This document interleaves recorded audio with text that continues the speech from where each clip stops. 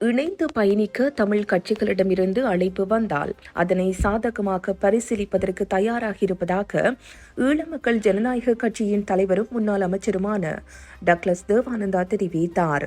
தமிழ் மக்களின் நலனை கருத்தில் கொண்டு இந்த முடிவு எடுக்கப்பட்டுள்ளதாக அவர் கூறினார். ஊடகங்களுக்கு கருத்து தெரிவிக்கும் போதே அவர் இதனை குறிப்பிட்டார். 1994 ஆண்டிலிருந்து கடந்த 30 ஆண்டுகளாக தொடர்ச்சியாக நாடாளுமன்ற உறுப்பினராகவும் அமைச்சராகவும் பதவி வகித்து வந்தேன். கடந்த பொது தேர்தலில் பின்னடைவை சந்தித்துள்ளேன். அதை நான் ஒரு சறுக்கலாகவே கருதுகிறேன், தோல்வியாக அல்ல. வருங்காலத்தில் மக்கள் நல்ல தீர்ப்பை வழங்குவார்கள் என்ற நம்பிக்கை எனக்கு உள்ளது. என் கைது தொடர்பில் நீதிமன்றத்தில் வழக்கு நிலுவையில் இருப்பதால் இது தொடர்பாக மேலதிகமாக எதுவும் கூற விரும்பவில்லை. எனினும் நீதி வெல்லும், உண்மை விரைவில் வெளிவரும் என்று நம்புகின்றேன் என்றார்.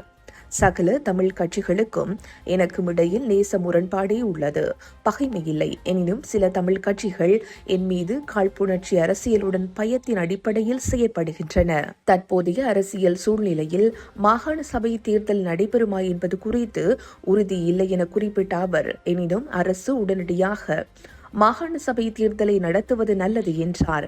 மேலும் எனது கட்சியை செழுமைப்படுத்தி வலுப்படுத்தி முன்னோக்கி கொண்டு செல்வதே எனது பிரதான நோக்கம் என்றும் டக்ளஸ் தேவானந்தா தெரிவித்துள்ளார்.